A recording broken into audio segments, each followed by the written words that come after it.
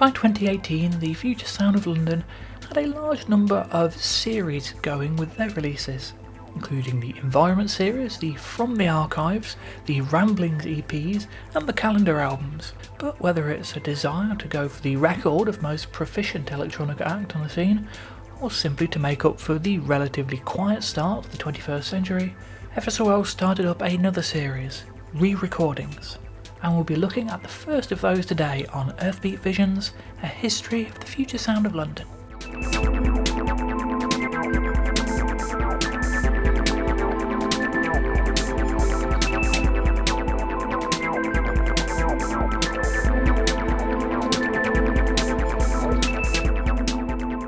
The Future Sound of London, My Kingdom, Reimagined. Release date 21st of April 2018, LP, 4th of May 2018, CD. After 2015, Gaz began to be a little quieter on the FSOL front, with occasional comments rather than thoughtful rants. Listening beyond the head chakra of the Amorphous Androgynous album was in full flow by this point, meaning he was probably in a slightly different headspace.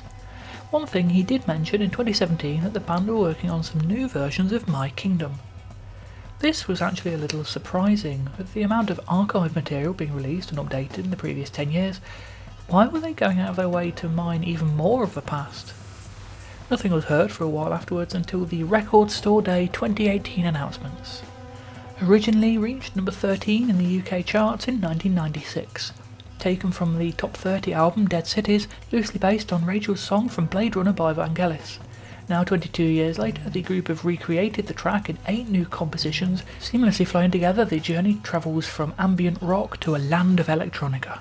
There's been resistance from some fans about these re-recording releases, especially that morass of bullshit that is the Facebook comments section of the stop rehashing the past and do something new category. But then they've continued to receive this criticism for the Environment series, even in the face of pretty much everything since 2012 being entirely new recordings. The fact is, by 2018, FSOL were putting out more new material than they ever had done before, so those criticisms feel a little redundant.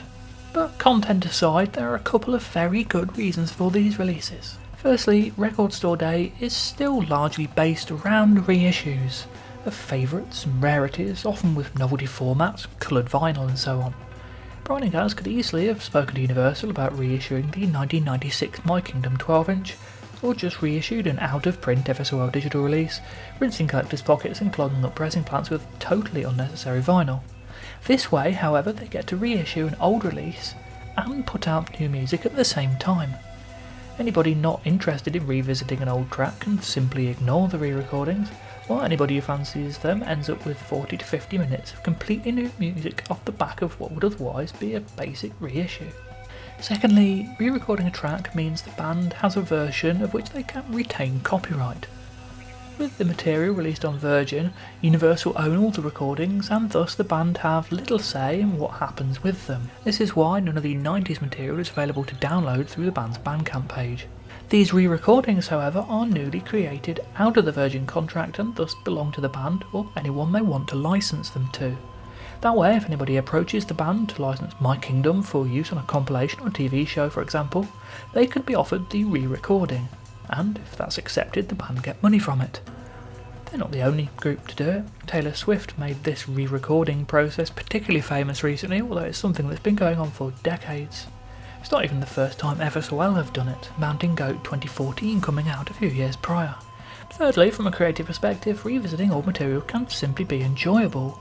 It may have started out as a simple anniversary release, but Papua New Guinea Translations found the band working in similar territory and showing how far a piece of music can change when reapproaching it in a very different era.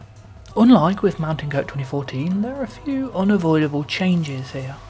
For the original My Kingdom, Virgin obtained the rights to use the Morricone and Vangelis samples through payment, and despite increasingly strong sales, this is just well beyond the financial abilities of FSOL Digital. Not a big issue for the flute part, which appears in Path 7 re-recording using a sample. The vocals, however, are here performed by Rebecca Kane.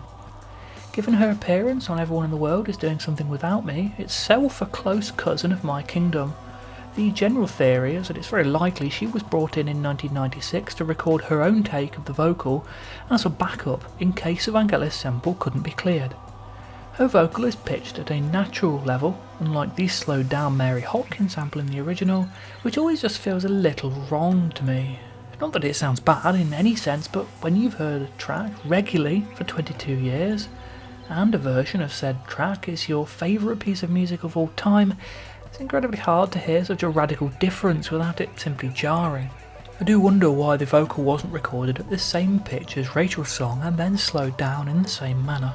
There are 3 new paths of My Kingdom on the release, so why they're listed as paths rather than parts, as on the original single, remains unknown. We just start out in fairly straightforward territory before moving away. Path 9 only retains the original's drum loop. As for Path 6 or Part 6, who knows? I've been reliably informed that it does exist. Maybe it'll turn up on a future environment or a re-recording of Dead Cities in full. I reapproached Brian asking about the track once again for this video, and his entire response was a surprised emoji. Who knows? The remaining tracks are only tangentially linked. Transient Empires, Sound Shadow and Implanted Memories all feel like parts of one longer piece, itself musically connected to Path 8. Collapse Structures features the Rebecca Kane vocal, and Old Empire features the breathy synth vocal sample sound from My Kingdom. Populate and Water Garden are to these ears entirely new pieces. As with the previous year's archived environmental views, a CD edition featuring 2 bonus tracks followed the vinyl on general release, allowing everyone to grab a copy, especially those who prefer gapless FSOL releases to remain gapless. As usual, the FSOL digital version shipped 3 weeks before everywhere else. The cover inverts the original 1996 cover by mirroring the demolished bus station around its outer edge rather than the inner, making it jut out rather than work as an open space. I'm not sure if it's just it's not the original type prejudice again, but I have a feeling this one really just doesn't work quite as well. Maybe it's having 2 wall sections together that makes it look more obviously mirrored. It took me a long time to realise the original cover wasn't actually just one open building like that. Over this, the new spiky model, briefly seen before, floats in his first appearance on a record cover. This version is designed by Noel Ram, aka Leon Marr, aka Oil, a longtime friend and collaborator and of course remixer of the original singles Part 2. The back cover features Spiky floating in front of some tower blocks. An alternate version of this shot features as a centerfold image in the CD booklet. An image of 2 Spikies floating down the corridor of a temple features inside, as well as on the vinyls in a sleeve. The rest of the CD booklet features several of these images, as well as photos of Brian and Gaz under a very strange filter that makes them look a little like AI. I'm not completely sure if AI generated art was quite this advanced in 2017 when the art would have been developed. The CD features a mirrored photo of Shawneen with a similar effect, and under the CD is the original mirrored bus station shot with the effect. The style was incredibly difficult to describe, both digitally glitchy and organic at the same time. The images were created by Lisa Bartlett. Similarly, Alan Dougans is once again back in the fold, credited with photography, with Boogie's vastly reduced role in the band's album art simply being the original bus station shot here. Side A of the vinyl features part of the Spiky and Cityscape image, with side B including tracklist and credits, including My Kingdom being credited to Dougans, Cobain, Morricone, Vangelis, a credit not seen elsewhere on the sleeve. Digitana, EMS and Halia are all mentioned in the credits. The run of 5 logos seen on recent releases, Curves, Hexagon, Earthbeat, Herd Killing and Globules, is once again on the back cover, CD booklet and side B label, with the Electronic Brain Violence logo on the rear of both editions. The CD itself features the Herd Killing, Curves and EBV logos. FSOL Digital isn't mentioned anywhere on the artwork at all, leading to EBV being listed as the record label on the vinyl's Discogs entry. EBV isn't a label, it's FSOL Digital, but their Discogs submission guidelines are weird. And hooray, the spine matches with the previous 4 releases. My Kingdom Reimagined was the first physical FSOL release I was genuinely disappointed with on first listen, since first trying to get my head around their stuff in the 90s. I just couldn't work around this contrast between the chunky trip-hop style of the original and the mixture of organic Views-esque ambient and Environment 6 style bleepy IDM, with the 90s elements just sounding so out of place among the newer elements. The record's totally different atmosphere to the original single was also difficult to parse at first. To be honest, it's only much more recently that I've begun to realise how strong a work it is. The more gentle, organic sound actually makes it feel like a successor to Environments 3, if anything. If that album is the sound of the city in ruins, then this is its rebirth. A few things helped with my enjoyment of it, including the realisation that Transient Empire's Sound Shadow and Implanted Memories are all based around the same sounds, which alone makes it feel a lot more coherent as a release. Also helped I was finally able to approach it hoping for a new sonic world rather than expecting a continuation of the 1996 sound. It's an interesting release that doesn't quite feel like either an EP or an album. The 12-inch runs to a mere 34 minutes, shorter than some of the band's singles, and definitely feels more along those lines, while the 10-track CD edition of 42 minutes is more album-like in length, running to only a few minutes shorter than some of the FSOL digital era albums.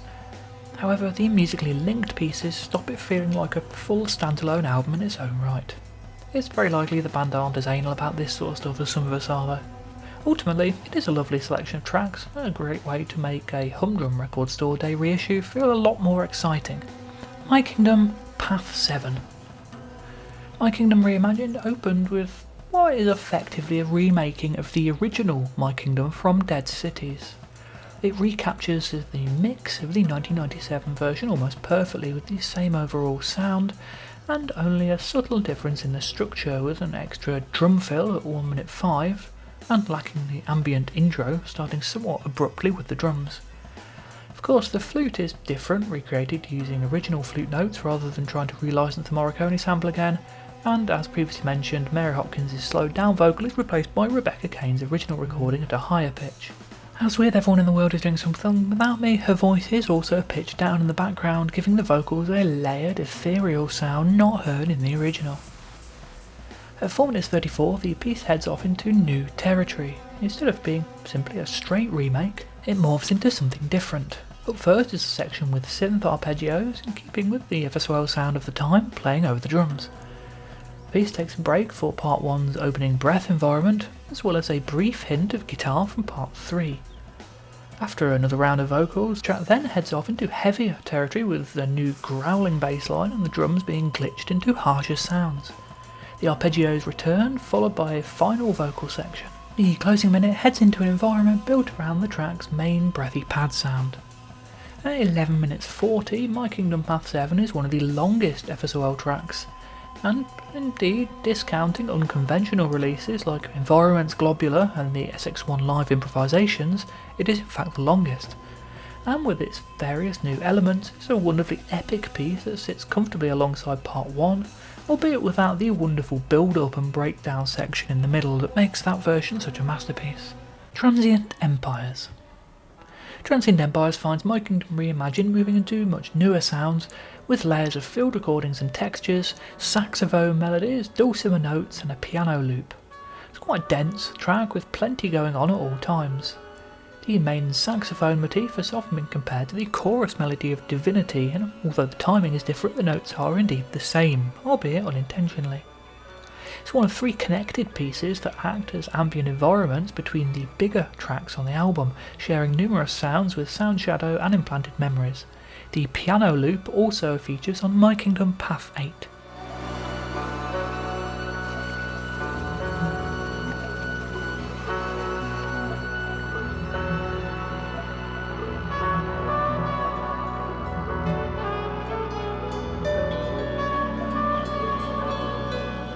Collapsed Structures.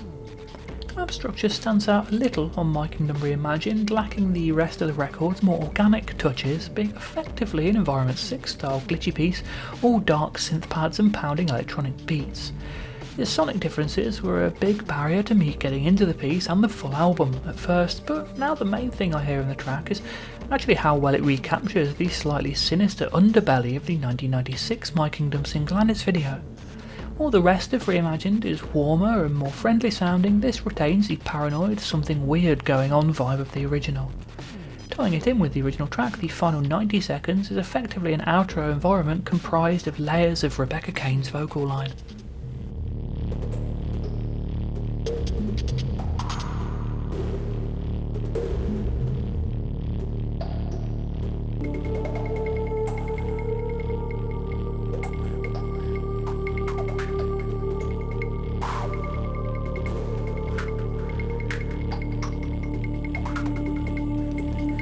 Sound Shadow.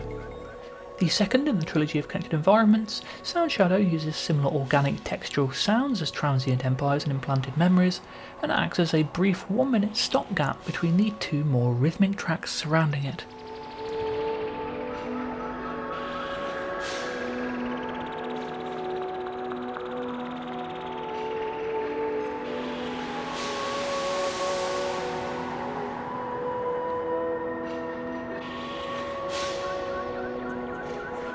My Kingdom Path 8.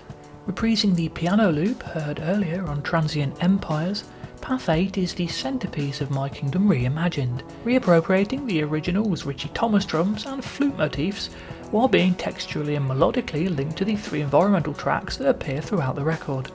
Synths from those short tracks drive the melodic side of the piece, giving it a warm bed of sound quite different to earlier versions. Thomas's drums are bizarrely given a sharp click at the start of each loop, adding an unexpectedly digital feel to proceedings. The whistle sound from the original also appears in the second half, by which point the focus has shifted somewhat to soaring string lines. While shorter than some of the other mixes of the track, Path 8 retains the epic My Kingdom sound with its broad synths and fast atmospherics. Implanted Memories.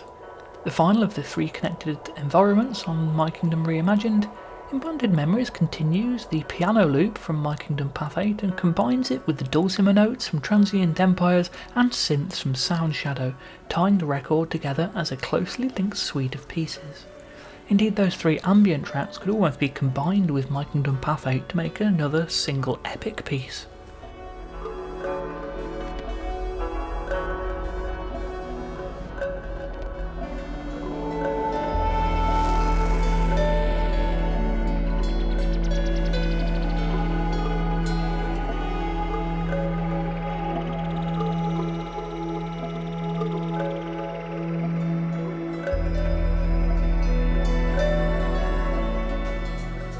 My Kingdom Path 9. The darkest version of the piece yet, with a pretty sinister synth line playing during much of the track. Richie Thomas's drums are stripped to the bare minimum, and although gurgling synth samples and guitars from the original are present, the emphasis is on new synth lines, an original proggy flute melody, discordant guitar notes and touches of violin.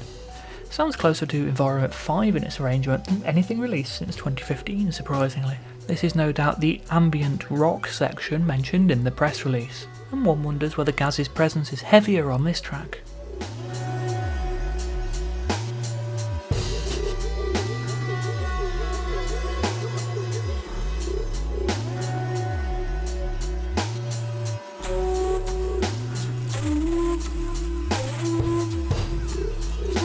Populate. Somewhat out of keeping for a My Kingdom focused release, Populate features synth samples first heard on an ISDN track You're Creeping Me Out. Indeed, with its live sounding drum loop, jazzy stabs and dark growling synths, it could easily belong to that era, although the amount of gurgling EMS like synths tie it into the FSOL digital period. An unusual track to close the vinyl edition of the album, and one that feels a touch at odds with the first 7 pieces, but decent in its own right.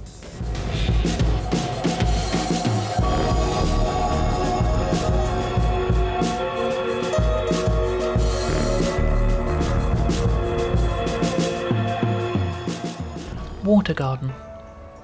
Water Garden opens the CD exclusive section of My Kingdom Reimagined with a return to the more organic feel of the main album's environments, with splashing water, uplifting piano melodies and gentle flute notes. As violin comes in, it moves very much towards the acoustic-leaning version of FSOL that was developed in the first half of the 2010s before largely being phased out in 2016. Either way, it's a gloriously warm and welcoming piece of music with a perfect title.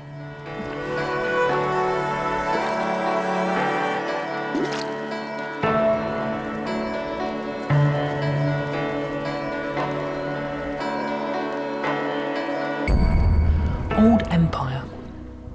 My Kingdom Reimagined CD and digital editions close on an unusually tribal tinge note with a piece that sounds like little else on the record. Opening with ambience, a deep bass and percussion loop fades in over a long period. The breathy pads from My Kingdom appear, linking the track to the album's main theme, and a rich major key synth melody eventually arrives, leading the piece shuffling towards its climax.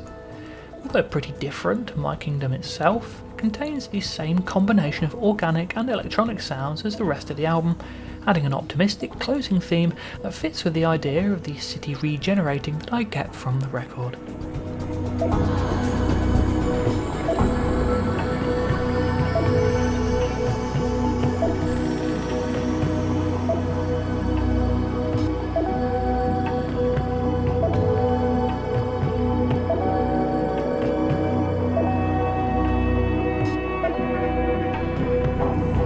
The Amorphous Androgynous, that's a name we haven't heard in a while. The Isness, the Abbey Road version. Release date 21st of April 2018. The now legendary Abbey Road version of the Isness was the originally conceived version before last-minute wholesale changes resulted in new tracks, different mixes and or edits appearing in a wholly different order for the commercial release of the Isness in 2002. The Abbey Road version had been initially promoted to ecstatic reviews, receiving an unprecedented 6 out of 5 stars from Mixmag. It's like a beam of white light from heaven. This is the first time the Abbey Road version has been officially and commercially available. The band themselves, the Amorphous Androgynous, a psychedelic supergroup conceptualised and produced by the Future Sound of London, are said to have always regretted the last-minute changes to the album, the creation of which took 5 years from 1996 to 2001. So reads the blurb for the 2018 Isness Record Store Day reissue. In various Facebook conversations, Gaz spoke to fans about the album and more than once mentioned regretting the changes made, citing the overly loud mastering as the cause of the perceived masculine energy that led to his initial desire to change the record. Seems that, at least partially as a result of these conversations, this original version of the album was planned for its first ever official release. Of course, many promo CDs have been picked up by fans over the years, and Hypnotic infamously released 2,500 copies to get rid of their stock. Released 2,500 copies by accident in 2002. But as the first band-sanctioned release of this mix of the album, it's a key moment, and a minor victory for those of us who always preferred the Abbey Road mix. Gaz was pretty forward about there never being a definitive version of the Isness right back in 2002 when talking in interviews about there being at least 20 different mixes of the album. There was talk of them reworking it for a release they were truly happy with in 2008, going so far as to appear in press releases, but nothing ever saw the light of day. The 2012 FSOL digital reissue of the Isness and the Otherness appeared to be the final word on the matter until 2018. As a staunch supporter of this mix of the album and a general disliker of every change made to the final mix, this made me very happy. And then it came out and it only turned out to be another bloody version. It's mostly the same as the 2002 mispress version, but there are changes. Why? The Mellow Hippo Disco Show loses its excellent string outro. Our show runs a minute longer. The Galaxial Pharmaceutical lacks the I Love You ending. Divinity includes new vocals and arrangement in the final minute. Her Tongue Is Like a Jellyfish lacks the orchestral intro, an actual crime surely. And Meadows features the season's turnover of its new extended outro. Yes My Brother is also missing, and Go Tell It to the Tree's Egghead features later in the running order. And Divinity and the Galaxial Pharmaceutical return to their 2001 titles of Little Miss Divinity and Galaxial Pharmaceutical respectively. There's more bizarre stuff in the art and credits. In line with 2010's releases, production is credited to Amorphous rather than FSOL, despite FSOL being mentioned as producers in the press release. Meanwhile, Stone Freshwaters has been completely usurped, the album being engineered by Yage for EBV. This isn't jarring enough. These credits are written in Eurostyle Extended and appear alongside the Curves and EBV logos. EBV has never appeared on any psychedelic era Amorphous release before this point.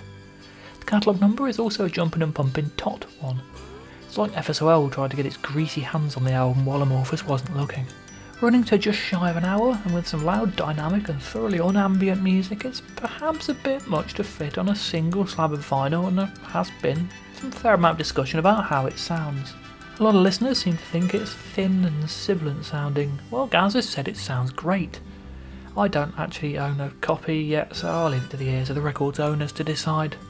Since its release, a non-Record Store Day affiliated repressing has been issued, and this mix of the album is the one available from the Amorphous Bandcamp page.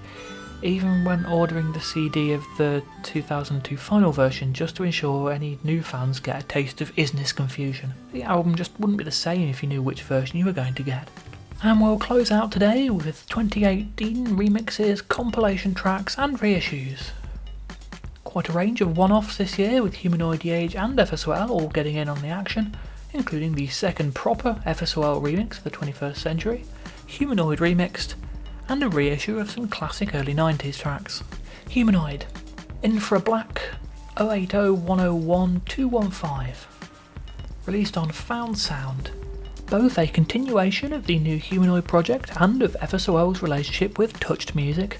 Infra Black 080101215, catchy title that, appears on a 2-CD Braindance compilation on the label, along with FSOL's Origin Flows under the FSOL Digitana alias here. With calendar tracks and remixes from the era focused more on an IDM sound, it's enjoyable to hear the acid sound reappear here from this 303-led mid-tempo piece with drum samples and dark distorted synths. There's some wonderful sound design in the track, but as a composition it always feels a little flat to me, as if there's something missing in there. An interesting aside, but perhaps not so surprising that it was left off the then forthcoming Humanoid album.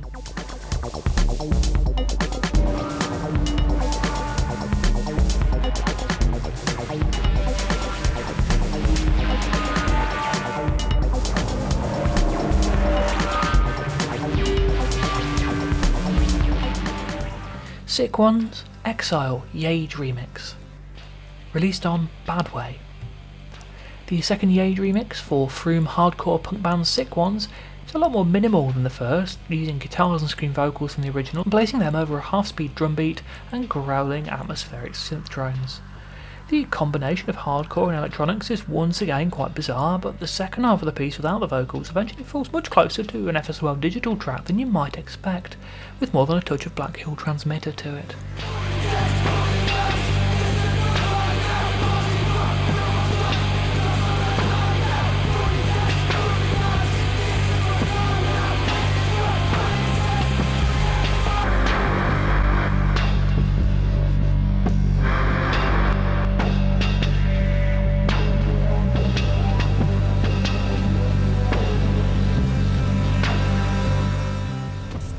Humanoid, post-human Roel Funcken remix, released on Deer of the Yage.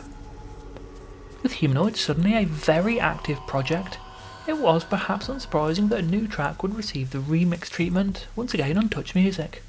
Roel Funcken's version tones down the crazy beatwork of the original 2014 compilation track with much more sparse rhythmics, allowing the 303 line and unsettling synth pads to rise to the top of the mix. A range of other electronic noises are also thrown in for good measure. It appears as a digital bonus track with purchases of Roel Funcken's charity album Deer of the Yage.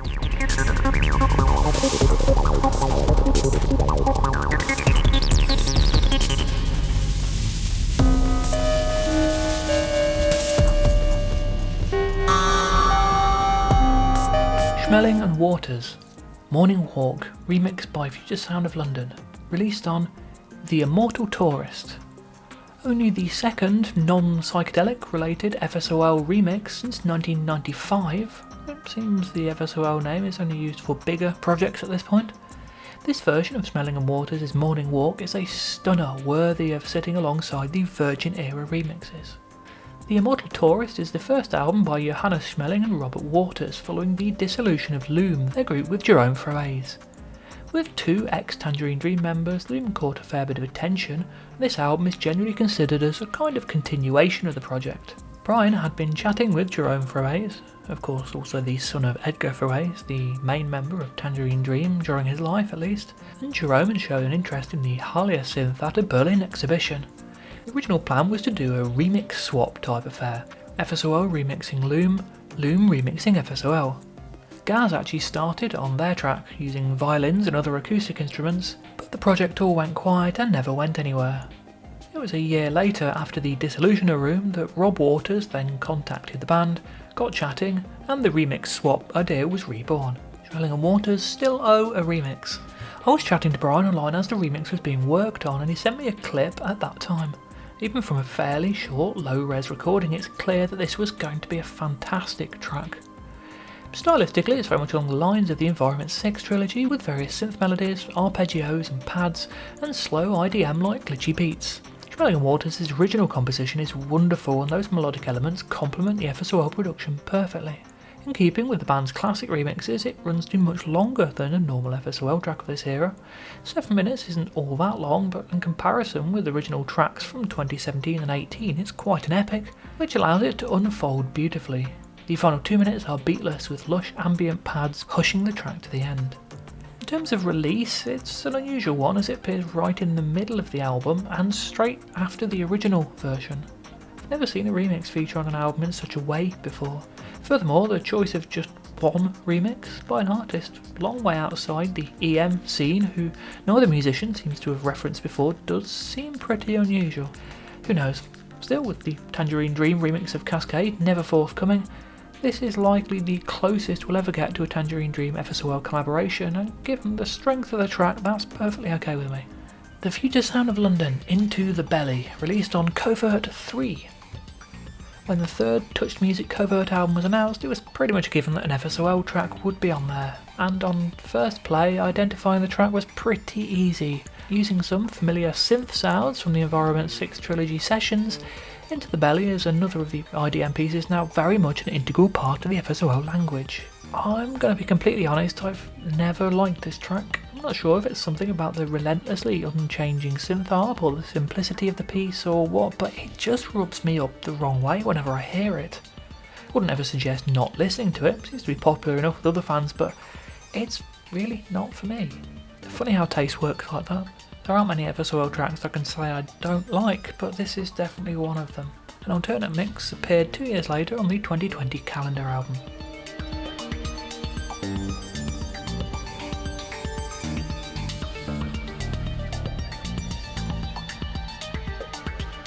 Humanoid Remixes EP. Release date 1st of November 2018. To celebrate the 30th anniversary of the Stacker Humanoid single, a new re-recording was released on the 30303 EP, more on that next week, and a package of remixes through the years was given a digital release. Including tracks dating between 1988 and 2001, the Remixes EP is a reasonable selection of tracks, and it's the only release of the single available on the FSOL Bandcamp page. It features the 12-inch original, the 1989 Snowman mix, 303 Tribe Outer Limits and Cobain 94 mix from 1992, and the Crafty's Radio Cut version, labelled Crafty Cuts Remix, from 2001. And on that note, we're done for this week. Thank you very much for watching and listening. Do drop me some thoughts on the music or the video down below. I always love reading your comments. There's also some buttons to press that might help promote my video. We're now into a relatively obscure run of releases, and my few gaps from making stuff due to health issues has contributed to the viewing figures dropping dramatically on recent videos, so please do give this a share, tell your friends, tell your family, write it in a round robin this Christmas. Go and watch Earthbeat Visions, A History of the Future Sound of London, and maybe people will be back for the next episode, which will look at some more Humanoid material, and most importantly, From the Archives Volume 9 by the Future Sound of London, so I hope you'll join me next week for that.